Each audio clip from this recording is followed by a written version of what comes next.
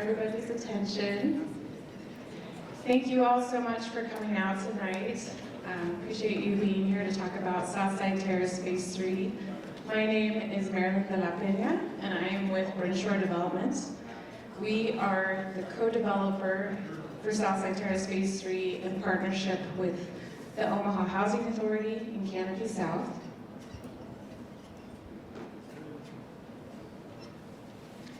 So tonight, we're here to discuss a subcontracting bidding opportunity for the third phase of the South Omaha revitalization effort and the Choice Neighborhoods Grant.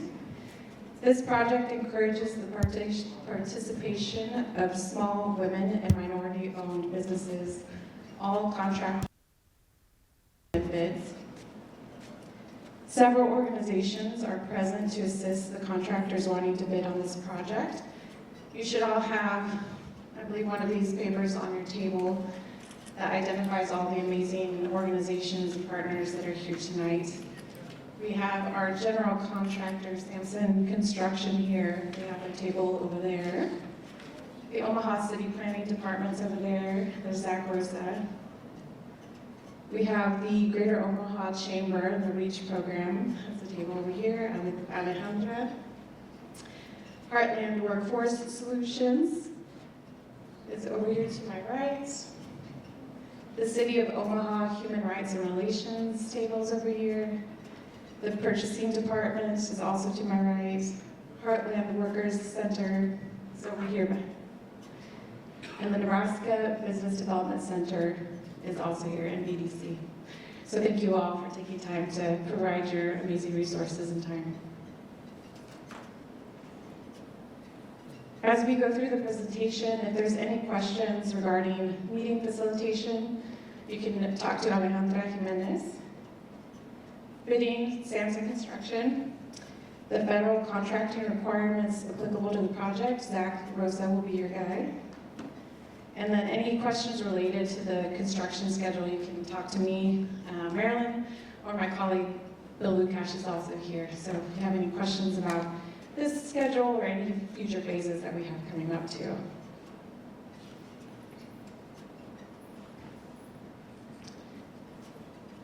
So I went through the introductions already. Our agenda, I'll provide a brief overview of the Choice Neighborhoods Initiative, an introduction to the project, Phase 3 overview and bidding, the governmental requirements applicable to the project, questions and answers, survey, and technical assistance. So a quick overview. I think Benny might be familiar with the Choice Neighborhoods redevelopment. So this is Southside Terrace Phase 3 is the third on-site phase of the Southside Terrace Indian Hill Choice Neighborhoods Grant. You can see the blue boundary outlines the boundary of where the grant serves. And we have 9 phases of housing, new construction within that boundary. There are 3 what we call off-site phases and 5 to 6 on-site phases. The on-site phases are within the original footprint of the Southside Terrace Public Housing Development. Phase 1, if anybody's been along W Street and 29th and W Street, you've seen a new 4-story building going up. That's nearing completion. Phase 2, which is also under construction by Sampson Construction, is underway and likely reaching completion, I think, throughout beginning of 2027. And of course, we're talking about Phase 3 today. There also are 3 more phases within that original footprint of the Southside Terrace Public Housing Development. Southside Terrace Senior will be coming up soon. And phases 4, which is in orange, and phase 5 in red are future phases that are a few years down the road, a couple years down the road.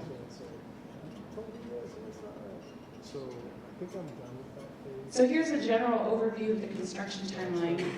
The Choice Neighborhoods Grant was awarded in 2022. It's an 8-year period, an 8-year grant period. So in those 8 years, we have a lot of work and construction going on.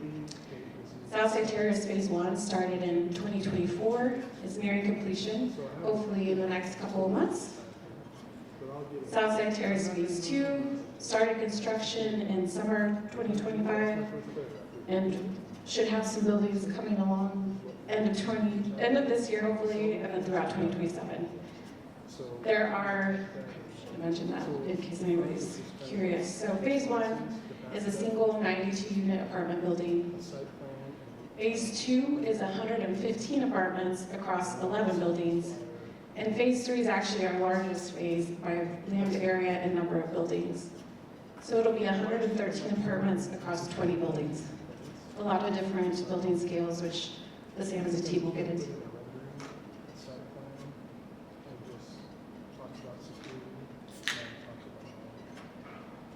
So in addition to Phase 2, currently we have 3030 Upland under construction. It started just a few months ago, fall 2025. Should be completed mid-2027. Phase 3 we expect to start this summer with a completion in 2028. We also have Y Street townhomes that we expect to start construction probably in a few months as well, likely summer. And then you can see the remaining phases. St. Anthony's is at 33rd, I believe it's 33rd and S Street, or T Street, the old St. Anthony's Church.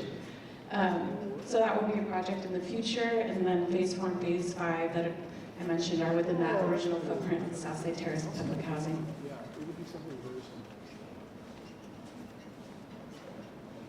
And with that, I'll hand it off to the Sampson team.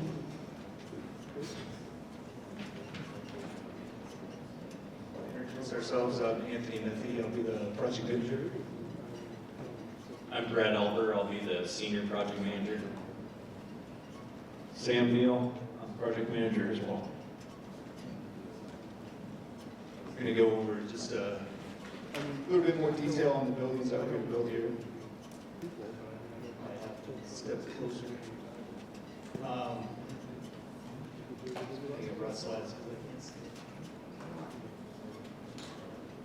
First, going to start with the demolition of the existing buildings that are there.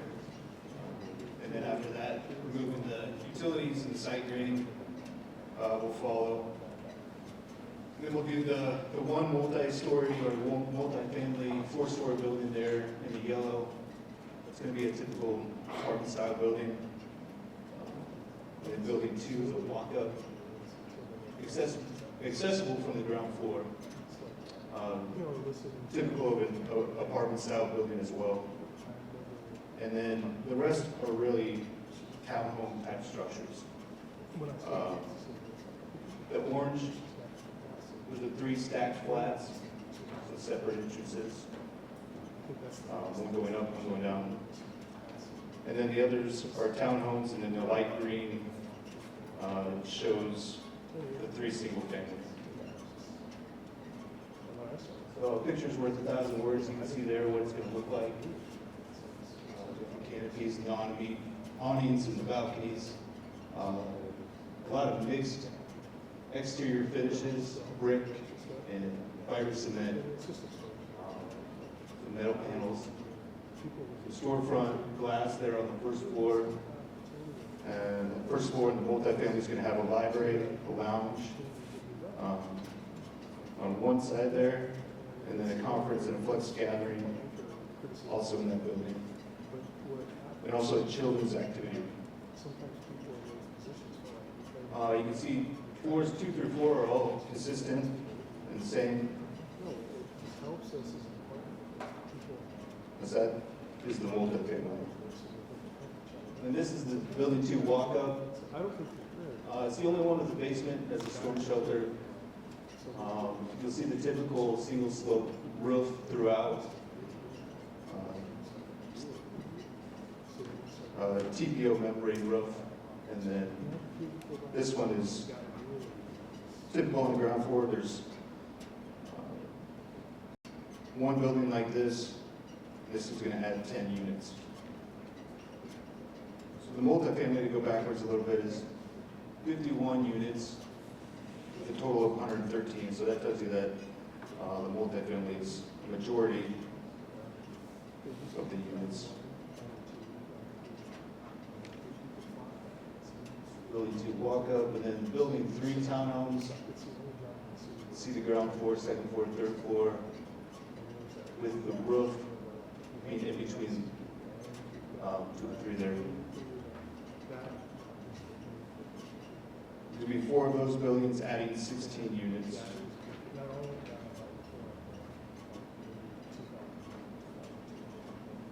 Building 4 stacked flats. If you did get a site plan printout, it's the orange buildings. This is a 2-story, 3 buildings, and 9 units. 2 separate entrances on the ground floor there. And then the building 5 townhomes. These are 2-story, there's 3 of these buildings, and it adds 9 units.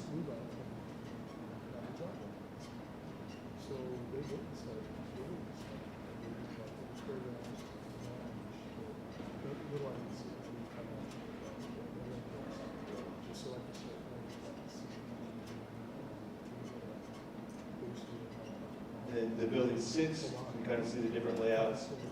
The floor plans do repeat, but it's hard to tell with what they do with the exterior. So the architect did a real good job of mixing up the design and not doing cookie cutters. Yep. Yep, you're right. Do you guys have any universally designed floor plans in here for accessibility?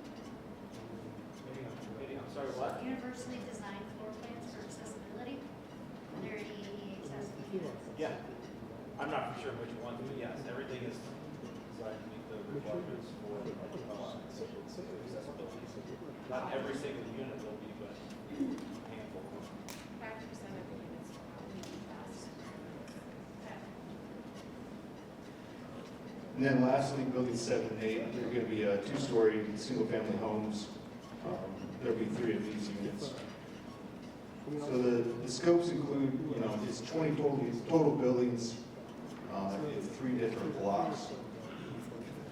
And not necessarily phased in that order or in that segregation, but the building shells consist of fiber cement, modular brick, veneer, vinyl windows, and cast-in-place concrete columns and walls, concrete block, cement underlayment, some chip concrete in some of the units. Unit masonry, structural and miscellaneous steel, stairs, metal wall and panel canopies, like mentioned, a lot of rough carpentry. All of these are wood frame, including the decking and the wood floor, the roof systems, a lot of casework and countertops for the building, waterproofing, joint ceilings, hollow metal and wood doors, also aluminum doors on the first floor there. Painting, your typical scopes of work, flooring, painting, appliances and signage, window coverings. The one large multifamily has an elevator, trash chute, mail receptacles, fire suppression, fire protection, HVAC, electrical low voltage communication and safety and security, a lot of earthwork and soil stabilization that we'll need to do, erosion control, site furnishings, underground irrigation systems for grass, and then concrete unit paving. Decorative metal fencing, especially on the awnings and the decks, modular retaining wall, synthetic turf surfacing system, so a little bit of synthetic turf, 3 playgrounds per block, 1 per block, resilient surfacing, play equipment, landscaping, and site utilities.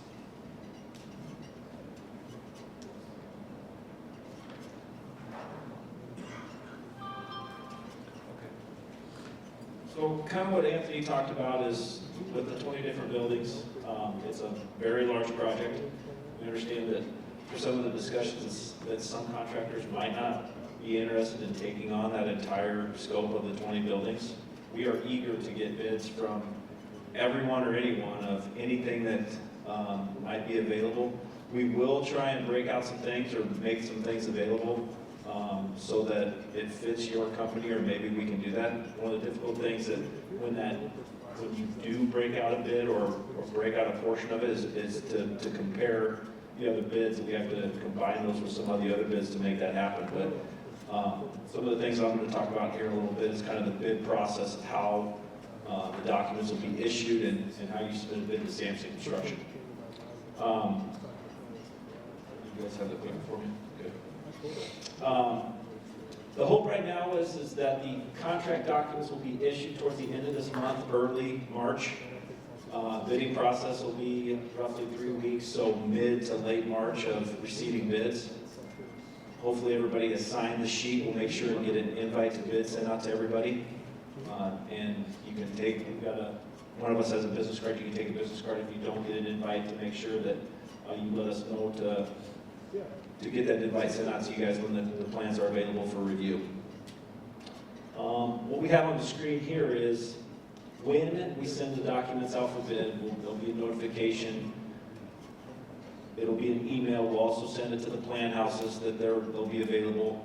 We will also have a set of documents. It'll be a hard set of documents or a copy of the documents at our office if you want to flip through the documents and look at those.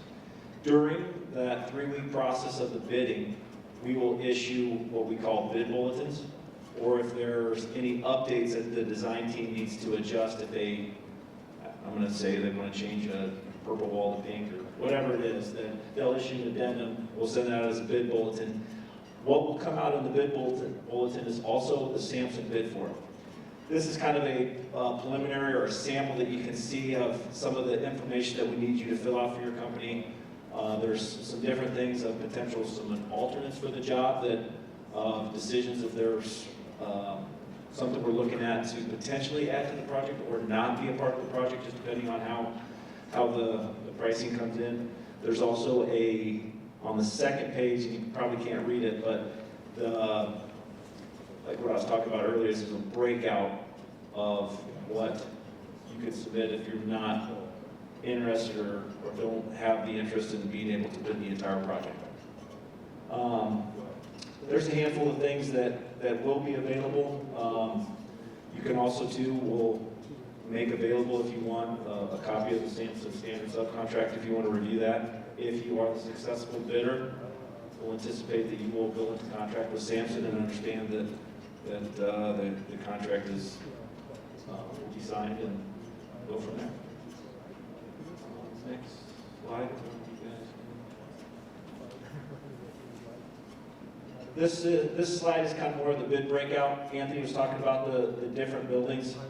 I get a little bit confused of what the difference is between a walk-up or a townhome or the apartment complex, but more of the apartments, the bigger one, and as you can see, there's just the smaller buildings that we have. What we've kind of thought, or through the process of our experience with these other projects, is a lot of times we'll break it out per building that you can submit. Let's say you're a final cleaner that's just interested in maybe cleaning the townhomes, that happy to get a price from you to provide a cost to do the final cleaning on a handful of those townhomes and go from there. Some of the requirements that will be issued in the Sampson subcontract. We took a couple screenshots of some things. There's governmental requirements. Zach will be talking about some of those things more specifically, but there's, I think there's 9 exhibits. There's exhibits G1 through 8. Those are governmental requirements that are required for this project, that your company will be required to acknowledge and sign and abide by those the documents. Some of the important ones is Exhibit 3, which is the wage determination. This is a Davis-Bacon project. You're required to pay all your employees the wage determination.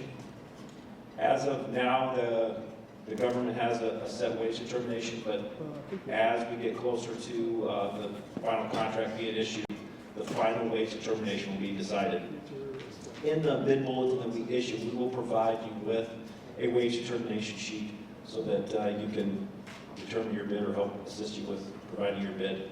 It is your responsibility as a bidder to make sure that those are accurate wages that you're determining for your bid on the project with those wage determination.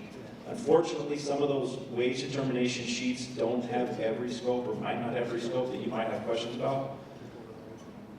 The process for doing that, or I guess I'm going to put Harold on the spot here, but Harold in the back is somebody that you can reach out to. He's with am I going to say it right, the Apex Excel, or with the MBTC that can help you if there's a, I don't know, if you're a special coating contractor that is bidding something that there's not necessarily a specific wage rate for a special coating installer, that you need to go through the process to determine what that is, or there might be something else that you can base your bid off of. There's Exhibit G4 and G5, has to do with the debarment suspension with the federal government. That is something that's also tied to the contract, that you cannot be on bad terms with the government. And then there's also, can you go back? I can't remember. That's all right. The G5 is the Affidavit for Employment and Classification Act. Also tied to that is the E-Verify form that your company will need to fill out if you're the successful contractor. None of these are required to be signed or submitted for the bid. It's only if you're the successful bidder and is going to be awarded the contract, if that makes sense. All that we need for the bid is you just fill out the bid form that's in the bid bulletin. Again, I'm maybe not making sense, but if there are any questions, please reach out to us. You can, on the bid invite, there'll be a contact to reach out to, or we've got some business cards that you can email us or give us a phone call, or we can help you out. Some of the other exhibits with the governmental requirements are Section 3 plan. We're encouraging anybody that's a registered Section 3 contractor to bid the project. We would love to get you involved with the project. One of the reasons why we're doing the breakouts are making those available. Some of the things that some of you that are not Section 3 contractors, there's still a requirement for this project to participate in trying to look for Section 3 contractors, or encouraged to interview or reach out and hire those Section 3 employees. When I say contractor, but I think, Grant, you have, or we will have a list of Section 3 contractors that will make sure they're registered with the City of Omaha, that will definitely make sure to get invites to bid to. I don't know if there's a list of Section 3 employees or people that's registered with the City of Omaha, but during the project, if you decide, or I'm not for sure if everybody here is a contractor or if you were just a Section 3 person, that if you're interested, we can try and get you in touch with a successful bidder to maybe get hired on or work for that contractor that is awarded the project. And then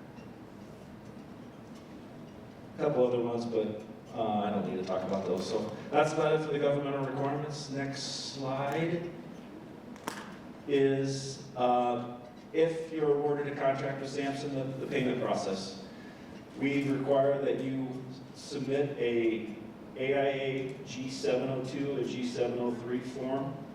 That is a formal document, and we request that the schedule values on the G703 is broken out so that we can do our job and review what has been completed on the job and make sure that Bridgeshore is paying us so that we can pay you the work that you've completed.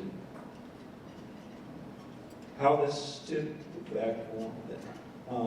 typically how this works is payments are submitted once a month towards the end of the month for that month's completed work.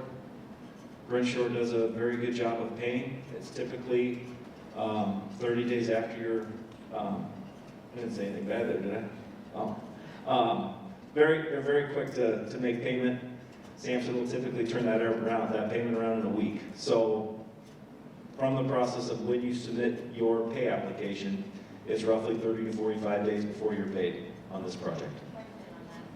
Yes?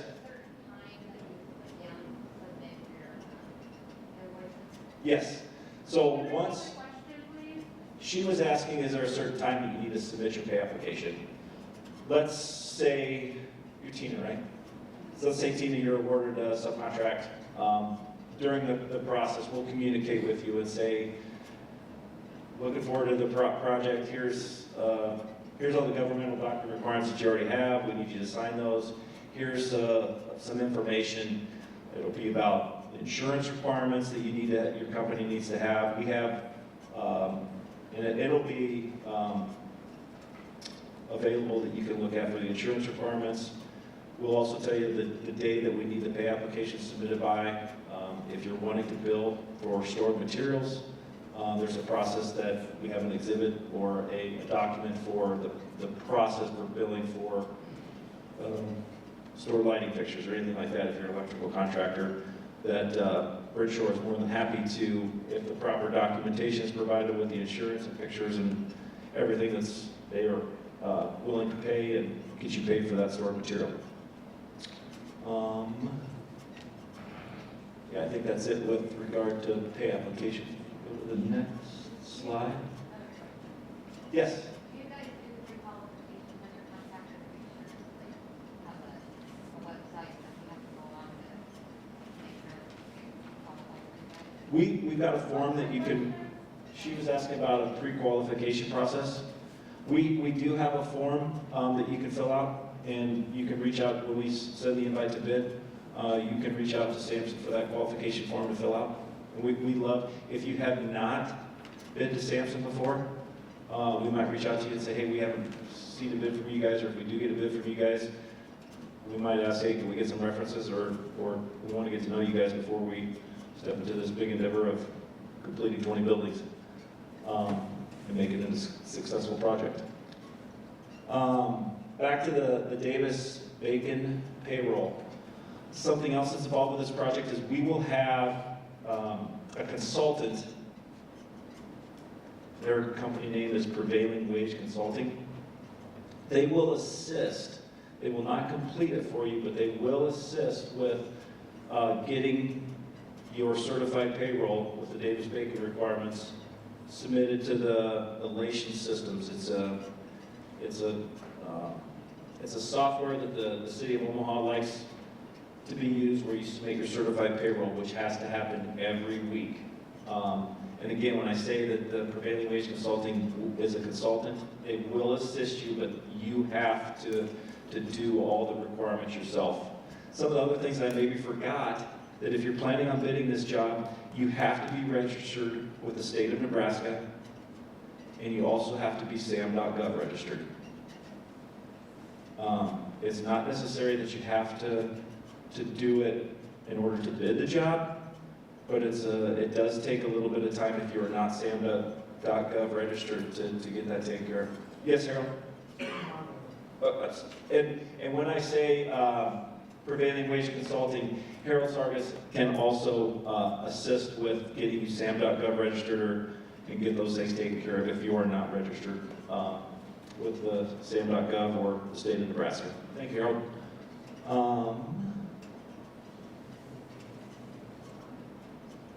Zach, I might talk a little bit, but you I'm gonna try and hand this over to you. Zach's gonna talk a little bit more about the weekly certified payroll and some of the requirements that the city of Omaha has, and explain a little bit about the Section 3 reporting and being a contractor.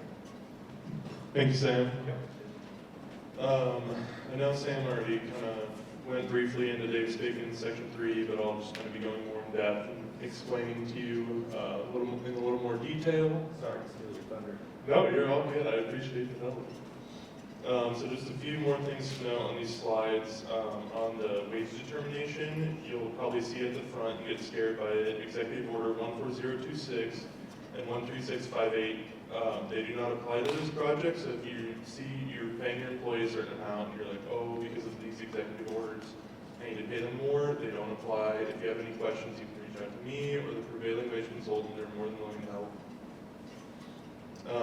With prevailing wages, this is also a common misconception. So let's say, with this example, the carpenter rate is set at $47.08. You can get there however you want with fringe benefits.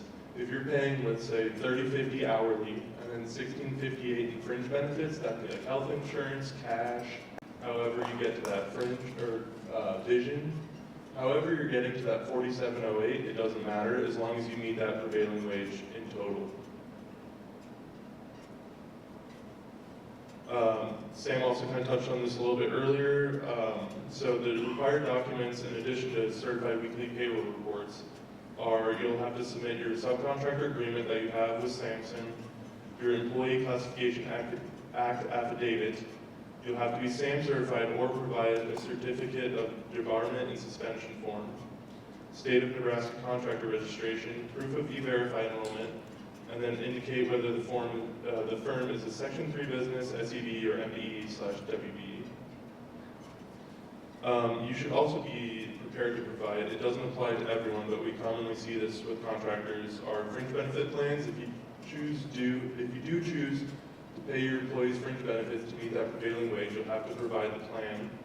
You'll also have to provide provide documentation for any kind of deductions that employees have. If you have apprentices working on the project, you'll have to provide their apprenticeship agreement, and it has to be a certified Department of Labor program. And then you'll have to provide proof of ownership if you want to certify yourself as an owner-operator on that payroll.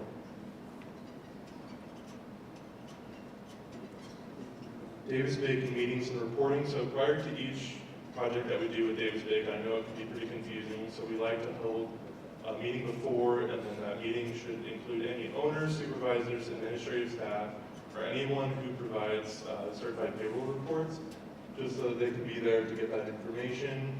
A lot of times people just send the owner of the company, and then the person who actually does their payroll isn't there, and then when they go to relay that information, a few months down the road when they're working on their payroll, they don't remember it, and it doesn't really pertain to them. They got other stuff to do. We'll also, when we do that presentation, we'll record that in the event that if the certified payroll person is on vacation or something like that. But through our experience, if you're successful in getting the job, it is a real benefit to come to that presentation. Definitely, your person is going to do the certified payroll and the president or the controller of your company. Definitely, good point.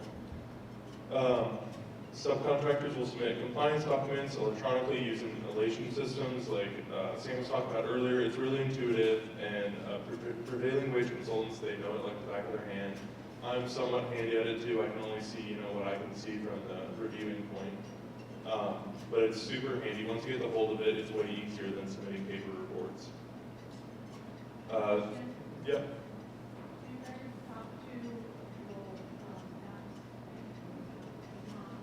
No, elation is its own thing. I think it has to be manually inputted to a system. I honestly couldn't tell you. I only review it on the back end, so that's what I've been told as well. But I don't know if that's Is it manually input or or You need to fill it out for each employee. you have to fill it out each week for every employee? Okay. I don't know, going to housing authority, they usually have a consultant review everybody's, they're not doing that. The consultant will, they can assist you and they'll review it, and then I'll also review it. So it goes through a double process review. So we'll make sure that everything's in check by the time it gets approved. But what they'll do is they'll say you're not compliant. They won't fix it for you, or they won't do it. They'll just say it's not compliant, and then that's. They'll tell you what you have to fix to get to compliance, though, because when I view it on the back end, I tell the consultant what needs to be fixed if they didn't already catch it.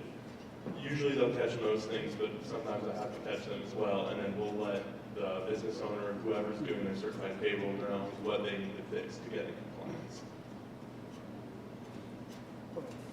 Okay, city staff will also conduct on-site interviews with all subcontractors. So what happens is all come on site. We have a certified Department of Labor form that everyone has to fill out. We'll usually grab 2 people from each sub and then have them fill out the form. That's just another way of verifying, that these workers are getting paid for all the hours that they work. They're getting paid overtime. They're getting that rate, that prevailing wage rate.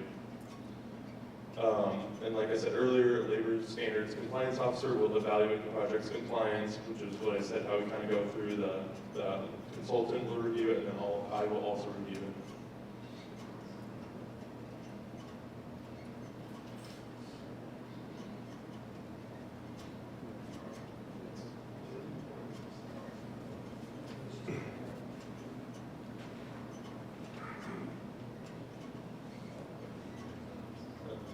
Grant, can you potentially switch the slides back there, maybe?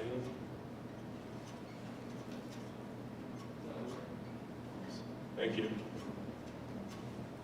So section 3 reporting. So for anyone who doesn't know what section 3 is, I think we already kind of touched on it a little bit, but it's a federal program designed to help lower income businesses and workers get contracting opportunities. So this project is section 3 compliant. And a little thing that I like to say to everyone too for these larger projects is that each project has to have 25% of their labor hours performed by section 3 workers to be in compliance, and 5% of the project's total labor hours have to be performed by targeted section 3 worker hours. So that's kind of the benefit of enrolling and becoming a section 3 business or worker. The project's success is evaluated by tracking the construction labor hours, as I said earlier. So we'll look at the total labor hours, section 3, and then targeted, and then they have to meet that 25 and 5% benchmark. At the start of each project, all contractors will be required to prepare a section 3 plan, which just includes a list of the company's workforce, the projects, how much workforce they'll need for the specific project, and then they'll have to identify any hiring needs that they might need.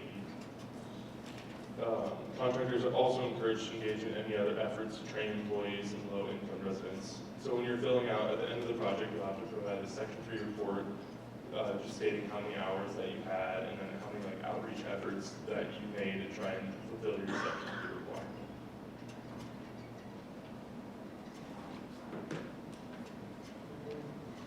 requirement. Section 3 definitions. So this is where it gets a little bit more complex and people start asking questions. So if you have any questions at any point, let me know. So defining section 3 business is anyone who needs any of the 3 following, at least more than half of the business has to be owned by someone who is considered low income, and that threshold for this year is $63,700 annually. And that's just individual, that's not household income, that's the individual business owner's income. Or if more than half of the business is owned by someone who lives in a public housing residence or Section 8 or receives Section 8 assistance, or if more than 75% of the business's labor hours are performed by Section 3 workers. A Section 3 worker is defined as anyone who meets the following. This is a low-income worker, falling below that threshold that I said earlier, if they are employed by a Section 3 business, or if they are a youth build participant. And then targeted Section 3 worker is defined as, it's very similar, anyone employed by a Section 3 business, a resident of Southside Terrace, or other OHA managed housing, or recipient of Section 8 housing, or again, a youth build participant.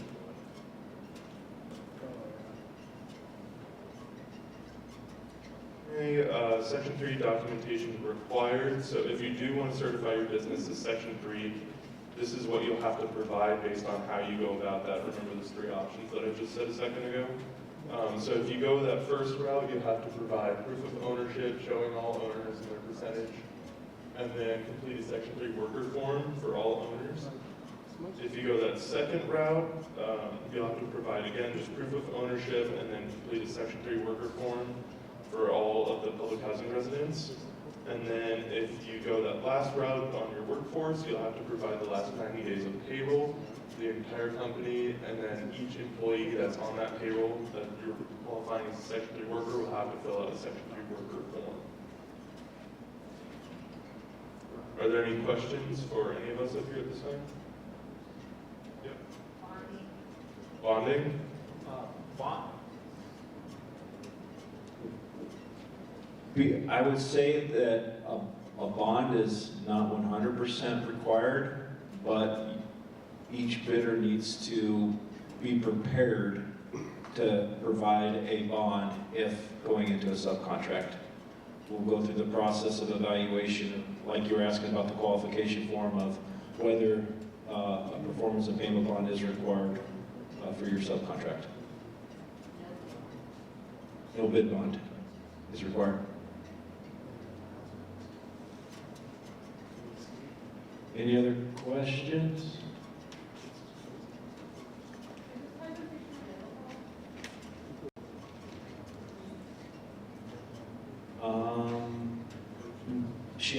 If the presentation is able to I think Grant Yeah, we'll have, we have some printed copies of the slides, and then, we'll be sending out a digital copy to everyone who, you know, attended tonight on the sign-in retreat.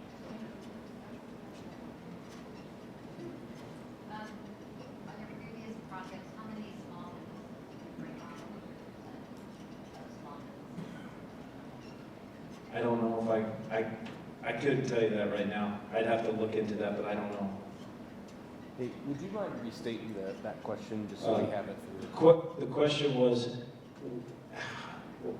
how many or what percentage of small businesses was on previous projects? And response was, I don't know what that is. I'd have to do some research to determine what that was.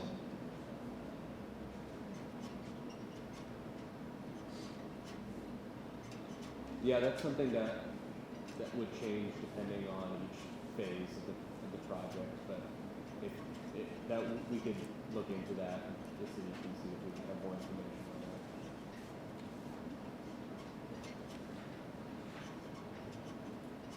that. Thank you very much. We did get, the Sampson table did get a handful of business cards from a handful of you from I'm looking out there, but if you did not, or if you don't, we're going to get the list from Grant of who attended the meeting, but we would love to get a business card from your company before you leave today, just so that we can make sure and send you an invite if you're interested in bidding. If you're not interested, we totally understand, but please provide a business card to us so that we can make sure that you do get a bid invite.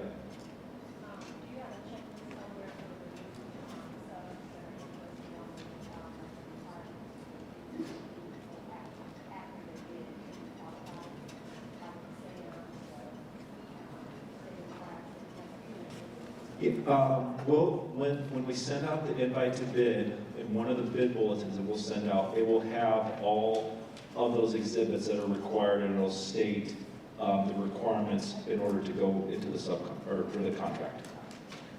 And again, if you have questions, don't hesitate to contact us, and we're happy to help. Yes? I'm going to say late summer.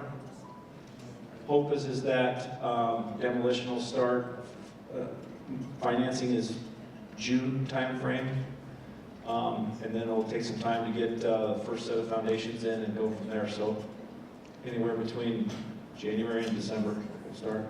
Just kidding. I'm just kidding. Did he ask when the framing starts? He was at, the question was when would framing start? And I was sarcastic, but so mid to late summer. Yep.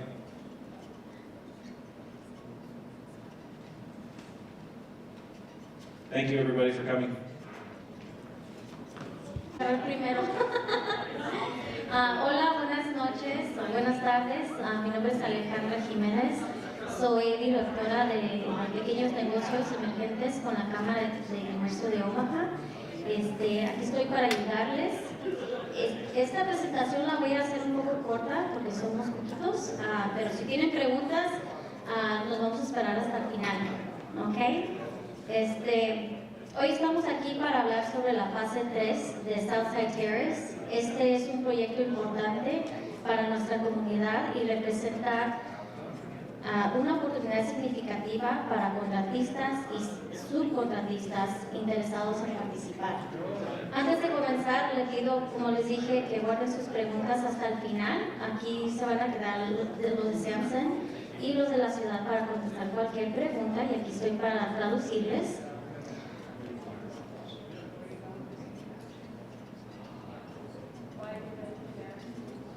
Ok, el propósito de esta reunión es presentar oficialmente la oportunidad de licitación para subcontratistas en el proyecto Southside Terrace, fase 3.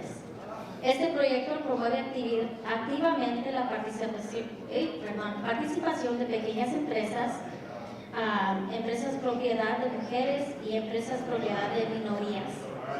Todos los contratistas están invitados a participar. Sabemos que pueden ver muchas preguntas, dudas y quizás un poco de confusión, pero no están solos en este proceso. Varias organizaciones están aquí para apoyarlos a todos ustedes, incluyéndome a mí. Y si tienen preguntas específicas sobre la licitación, cumplimiento federal o el programa CNI, cada uno de estos representantes pueden orientarlos. También pueden comunicarse directamente con Zach Rosa, que trabaja con la ciudad de Omaha, si necesitan apoyo adicional para comenzar. ¿Ok? ¿Sí pueden escuchar? Sí, ok.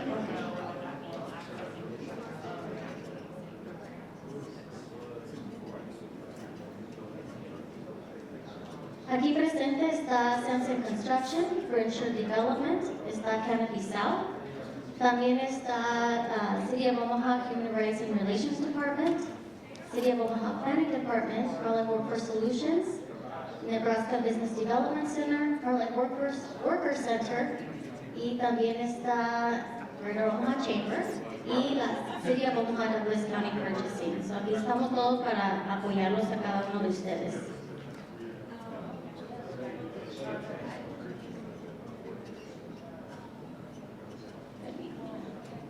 Durante esta presentación cubriremos la descripción general del proyecto, proceso de licitación, requisitos gubernamentales, sección 3, es parte de los requisitos, y finalmente preguntas y respuestas.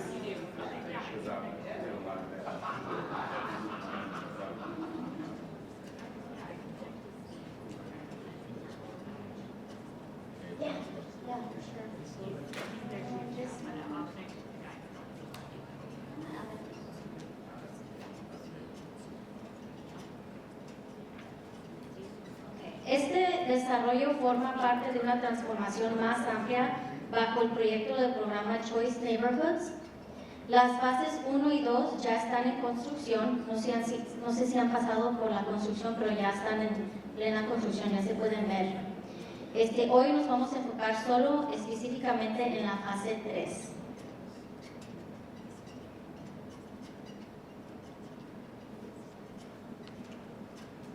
It got really quiet. El cronograma de construcción, este proyecto inició con el financiamiento del programa en el año 2022.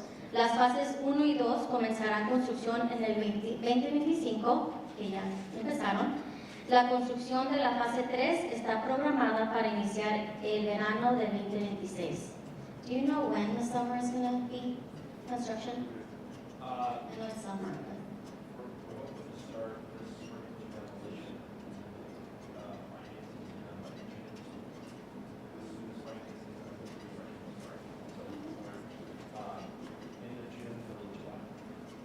So dijo que en la primavera se va a comenzar la demolición y ya como en junio o julio ya va a empezar la construcción, para que se den una idea.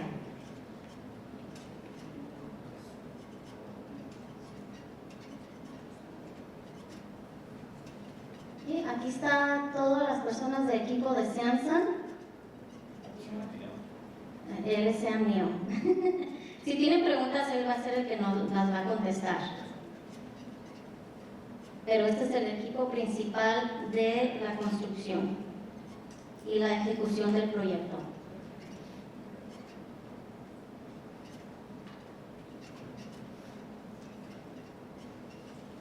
El proyecto general incluye varios componentes importantes. Primero, la demolición de los edificios existentes en el sitio. Después, la nivelación del terreno y la instalación de los servicios públicos necesarios para preparar el área para construcción. En total se construirán 113 unidades residenciales con aproximadamente 155.323 pies cuadrados de construcción, que es bastante grande. Además, el proyecto contempla amenidades exteriores y otras mejoras del desarrollo que complementan la calidad del complejo. Y como pueden ver ahí, más o menos se pueden dar una idea.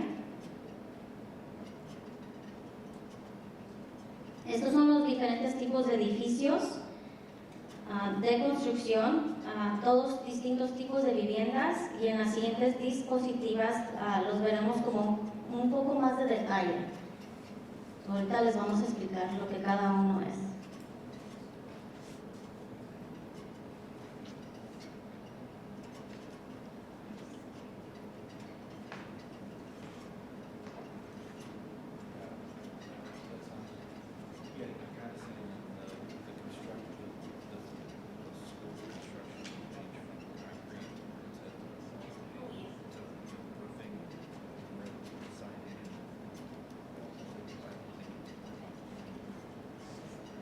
Ok. El primer edificio, este es multifamiliar, tiene 4 pisos con 51 unidades.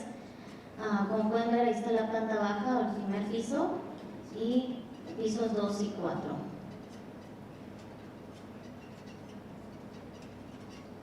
Este es el edificio 2, tipo walk-up. Este tiene sótano, 3 pisos y 10 unidades.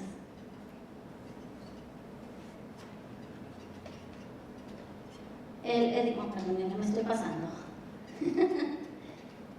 El edificio 3 son viviendas adosadas, como dicen, townhomes. Y como pueden ver, tiene planta baja, el primer piso, segundo y tercer piso.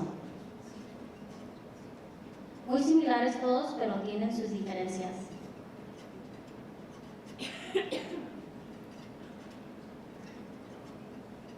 El edificio 4 son unidades apiladas o stack flats, como dicen.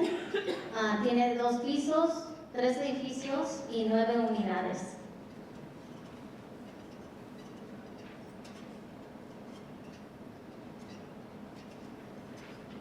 El edificio 5 son viviendas adosadas también townhomes, pero un poquito diferentes. Como pueden ver, son un poco más grandes que los otros.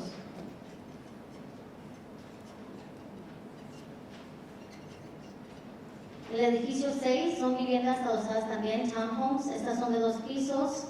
Van a haber 5 edificios en total con 15 unidades. Y edificios 7 y 8 son viviendas unifamiliares, single family, que son de 2 pisos. Van a haber 3 edificios con 3 unidades.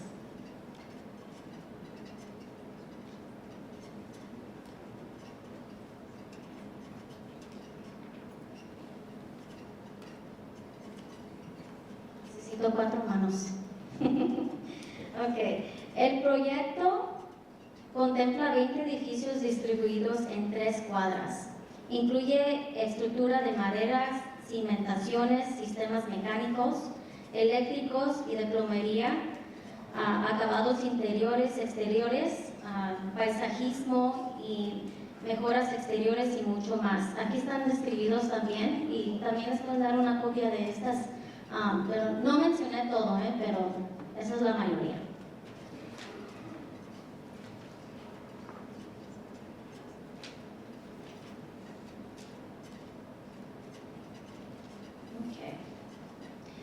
Los documentos de licitación estarán disponibles a finales de febrero del 2026. Habrá una reunión previa a la licitación. La fecha y hora están por definir, pero estén al pendiente. Si se ponen en la lista, sí les van a mandar emails y les van a dejar saber cuándo va a ser esa fecha. Y van a ser en las oficinas de Southside Construction en Pavilion, así que, como les dije, estén al pendiente. Y la construcción iniciará, como les dijimos, en verano del 2026.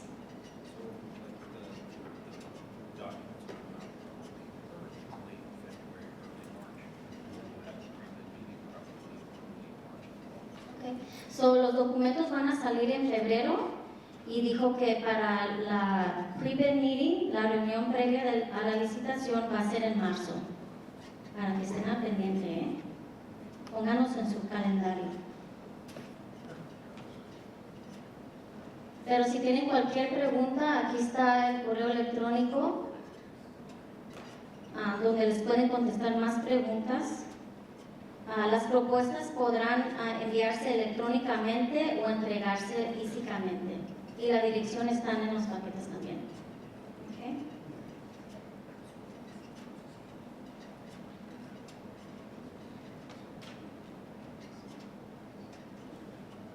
Estos son los formularios de licitación.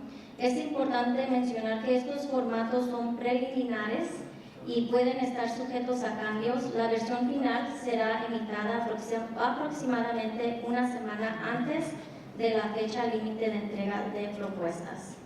A veces sí se cambian unas cosas y es por eso que la final lo hacen ya casi al tiempo de entregar el bid.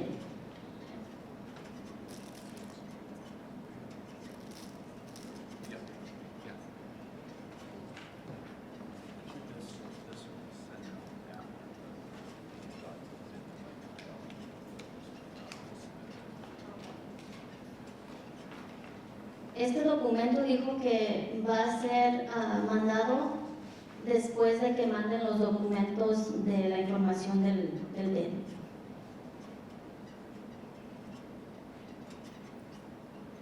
Y esa es la otra parte.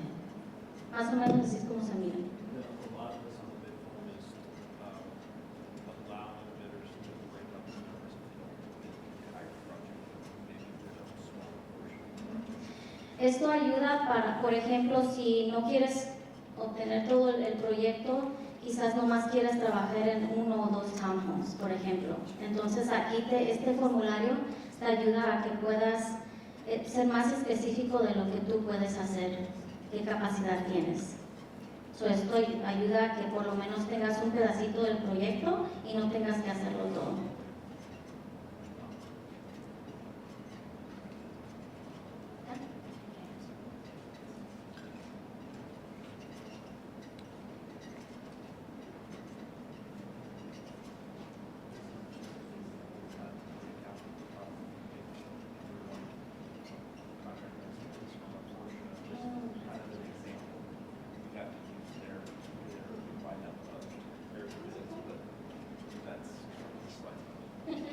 Ok, este desglose de la licitación por edificio, este es un ejemplo de este formulario.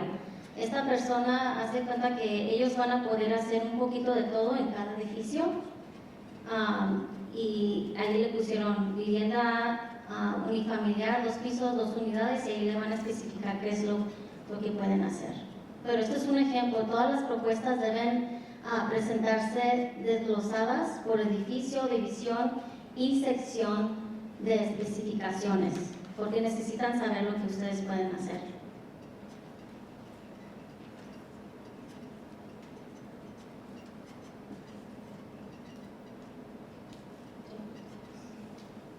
En esta dispositiva vemos los documentos adicionales requeridos. Esta información va a ser proveída más en detalle.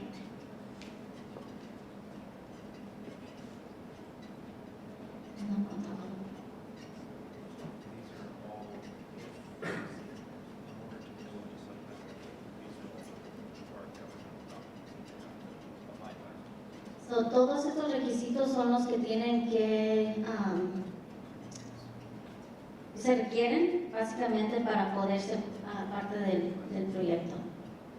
Y ahorita voy a hablar en detalle de qué son.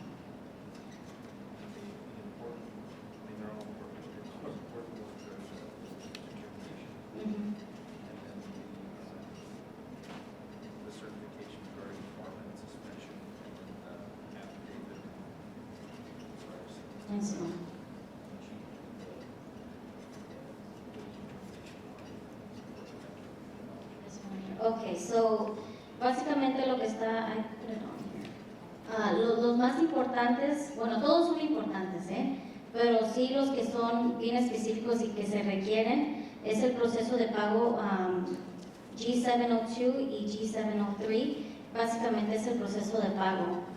Y también tienen que ser registrados con SAM.gov y con el Estado.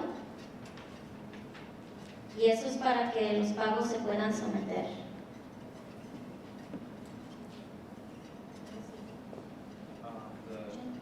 The G4, which is the verified and the affidavit for classification. Y el E-Verify. Y esto lo tienen que hacer para todas las personas que también trabajan para ustedes.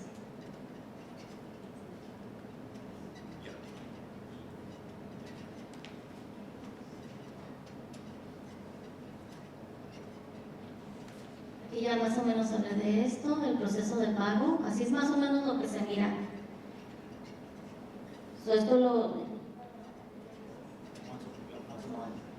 Y este formulario lo llenan cada 30 días.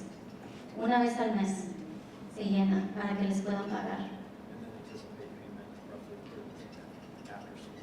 Okay, y ya que lo sometan, entonces pueden recibir su pago hasta 30 días después.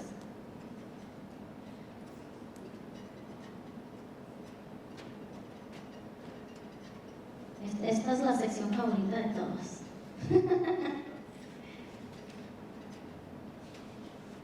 Okay. Este proyecto requiere cumplimiento con Davis-Bacon y también sección 3, so voy a hablar de los dos. Eso incluye pago semanal, nómina certificada semanal y cumplimiento con salario prevaleciente. En cuanto a Davis-Bacon, quiero explicarlo de una manera más simple. Primero, los empleados deben ser pagados cada semana, no es quincenal, no es mensual, es semanal. Y cada semana también se tiene que entregar un reporte oficial donde se documenta cuánto se le pagó a cada trabajador. Segundo, cada proyecto tiene un documento que establece cuánto se debe pagar por cada tipo de trabajo. Por ejemplo, cuánto gana un carpintero, un electricista o un obrero general. Ese salario no es negociable, es el que está establecido para este proyecto. Y algo muy importante, el salario prevaleciente no es solo lo que se paga por hora, eso también incluye el pago por hora más los beneficios. La suma de ambos debe de cumplir con el total requerido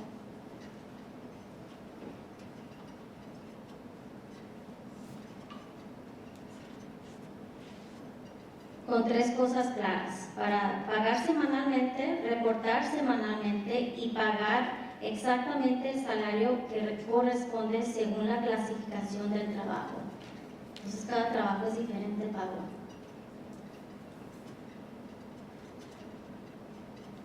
Y aquí les da un ejemplo de cómo se pagarían los beneficios con lo que les paga por hora.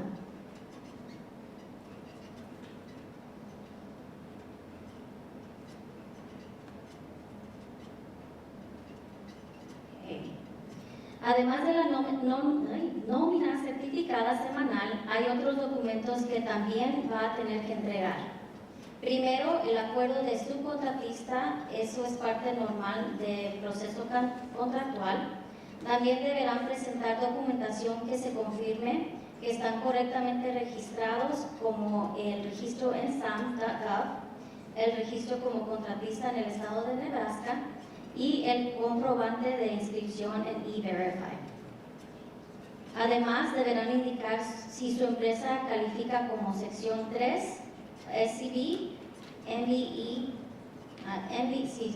y WBE. So, básicamente si son empresas de minorías o de mujeres. Ahora, dependiendo de su empresa, puede que también se les pida información adicional. Por ejemplo, si pagan beneficios, tendrán que presentar su plan de beneficios. Si tienen deducciones en la nómina, deberán documentarlas. Si usan aprendices, el programa debe de estar aprobado por el Departamento de Trabajo. Y no solo eso, y si son propietarios operadores, deberán demostrar la propiedad del negocio. Asegúrense de tener su documentación organizada, empiecen ya, y actualizada antes de comenzar, porque todo esto forma parte del cumplimiento del proyecto. Y aquí, como les dije, hay muchas empresas donde pueden tener ayuda, o pedir ayuda, perdón.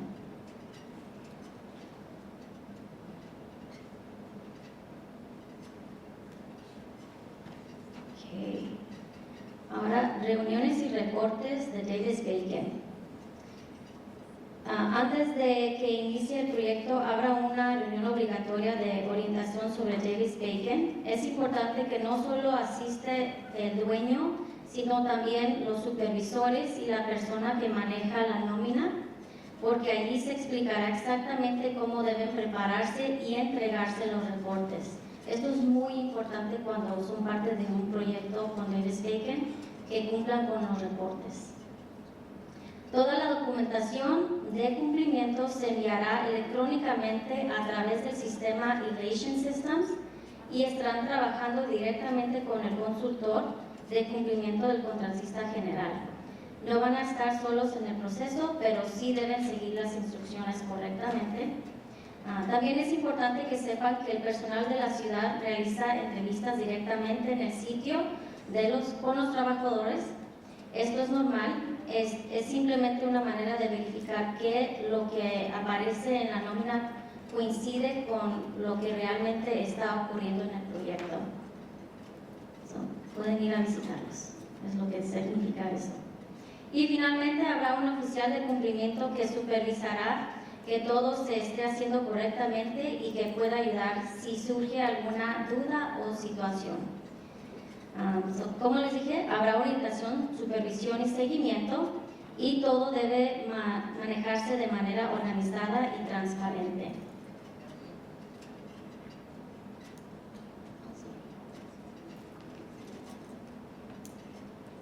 Ok, ahora vamos a hablar sobre la sección 3, que es otro de los requisitos. Una empresa puede calificar como sección 3 si cumple con al menos uno de estos puntos. Si el 51% o más del negocio pertenece a personas de bajos ingresos, si el 51% pertenece a residentes de vivienda pública o personas que reciben sección 8, o si el 75% o más de las horas trabajadas en el proyecto las realizan trabajadores de bajos ingresos. Un trabajador de sección 3 es simplemente una persona que tiene ingresos bajos, trabaja para una empresa de sección 3 o participa en el programa Youth Build. Y un trabajador sección 3 dirigido es alguien que, además de lo anterior, vive en Southside Terrace, en otra vivienda, administrador por OHA, o recibe asistencia de sección 8. En resumen, en sección 3 busca dar prioridad a empresas y trabajadores locales de bajos ingresos dentro del proyecto.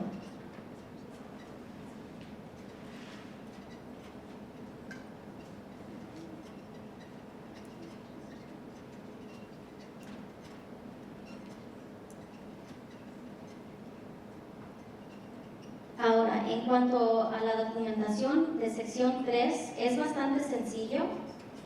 Si su empresa califica porque el 51% o más pertenece a personas de bajos ingresos, deberán presentar un documento que muestre quiénes son los propietarios y qué porcentaje tiene cada uno, además del formulario sección 3 completado por cada propietario que califique. Tiene que haber uno por cada persona.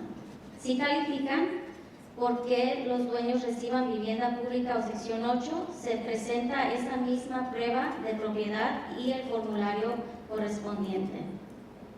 Y si califican porque el 75% o más de las horas trabajadas las realizan empleados de bajos ingresos, entonces deberán presentar los reportes de nómina de los últimos 90 días. Es una lista de los trabajadores que califican, incluyendo el condado donde viven y el formulario de autocertificación para cada uno. Y hay formularios para todo esto, así que no se tiene que aprender todo esto.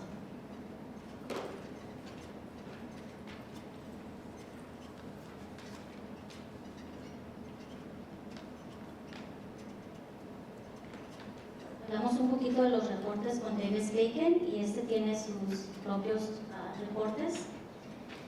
En cuanto a las metas de sección 3, cada proyecto debe cumplir con lo siguiente. El 25% de las horas trabajadas deben ser realizadas por trabajadores de sección 3 y el 5% por trabajadores sección 3 dirigidos. El cumplimiento se mide dando seguimiento a las horas trabajadas durante toda la construcción. Por eso, cada contratista deberá reportar 3 cosas: el total de horas trabajadas, segundo, cuántas de esas horas fueron realizadas por trabajadores, y por último, cuántas por trabajadores de sección 3 son dirigidos. Y al inicio del proyecto también deberán preparar un plan de sección 3. Ese plan incluye la lista total de empleados de la empresa, la lista de personal asignado al proyecto y si necesitan contratar personal adicional para completar el trabajo. Si tienen 10 subcontratistas, a los 10 los tienen que poner en el formulario, o si tienen empleados. Y aunque hay metas claras, también se anima a los contratistas a hacer esfuerzos adicionales para capacitar o emplear a residentes de bajos ingresos. Entonces, hay metas específicas para este tipo de reporte, pero como les dije, hay que reportar las horas y hay que planificar desde un inicio.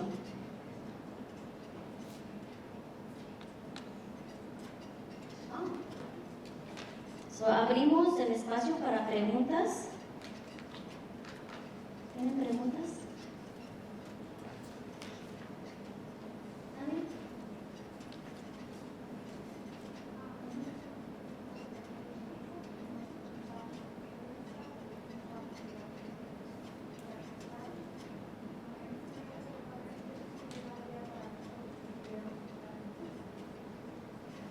Ella tiene una compañía de limpieza que ya ha estado establecida formalmente 5 años y quiere saber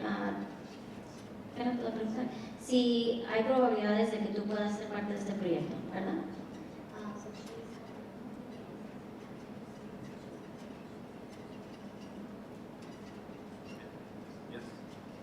Digo que sí.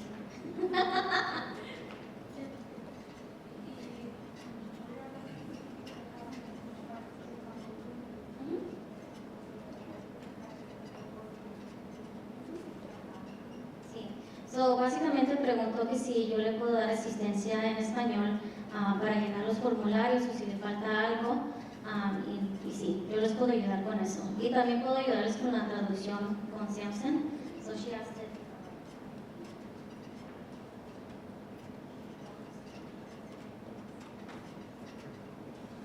Con mucho gusto. ¿Alguna otra pregunta? No sean tímidos. Una pregunta.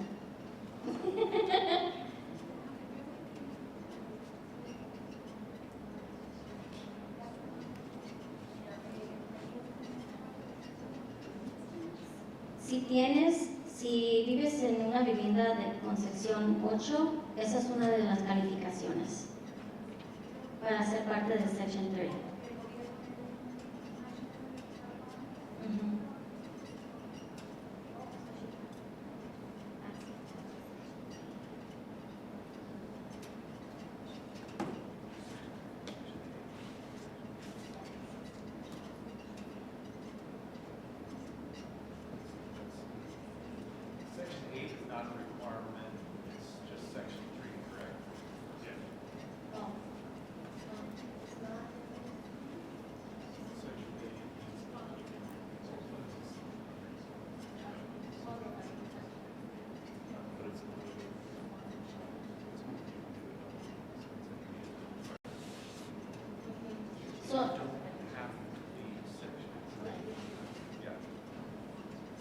Digo que no tienes que ser parte, pero es un calificante. Y te podemos explicar más en detalle.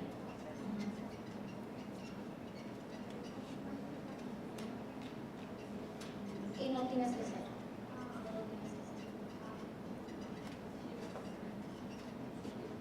¿Otra pregunta?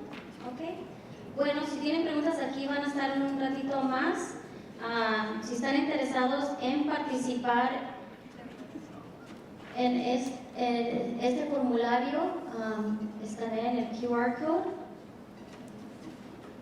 y estos los permitirá mantenerlos informados sobre los próximos pasos del proceso también, y estarán en la lista para más información.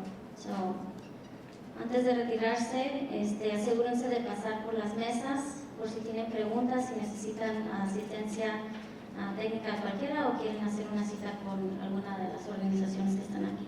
¿Okay? Muchas gracias y que tengan buenas noches.